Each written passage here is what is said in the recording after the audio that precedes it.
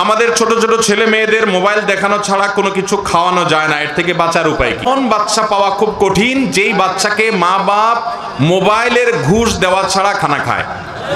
এরকম বাচ্চার সংখ্যা একেবারেই, শহর কিংবা গ্রাম কোনো জায়গার বাদ নাই বললে চলে। পোলাপানরে খাইতে হলে শর্ত দেয়, আমাকে মোবাইল দিতে হবে। এরপরে মা বাপ মোবাইলে কার্টুন চালায় দেয়, ভিডিও চালায় দেয়, তারপরে সেটা দেখতে দেখতে খায়।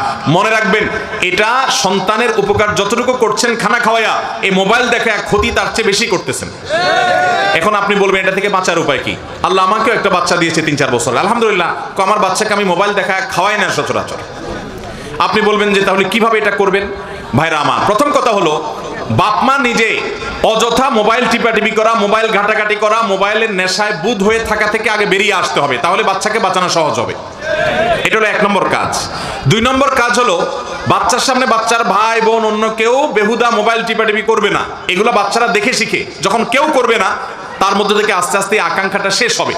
তৃতীয়ত, যে সমস্ত ফ্যামিলির বাচ্চা কাচ্চা মোবাইল টিপাটিপি অনেক বেশি করে, ওইসব বাচ্চাদের সাথে মিশাবেন না, তাহলে সেক্ষেত্রে এই বদভ্যাসটা তার মধ্যে আর আসবে না। চতুর্থত, বাচ্চাদেরকে ফিজিক্যাল এক্সারসাইজ বা অন্যান্য খেলনার ব্যবস্থা করে দিবেন। বিজ্ঞান বাক্স একটা আছে আমার বাসায়, আমি বাচ্চাদের জন্য নেই।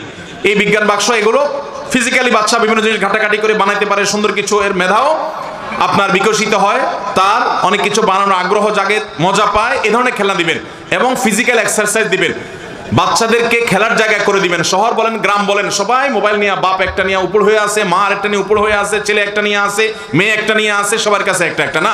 বাসার সবাই মিলে ফিজিক্যাল এক্সারসাইজ করবেন এবং খেলাধুলা করবেন। যখন যে খেলাধুলা করার সুযোগ আছে চেষ্টা করবেন, তখন বাচ্চারা এগুলো থেকে দূরে সরে আসবে।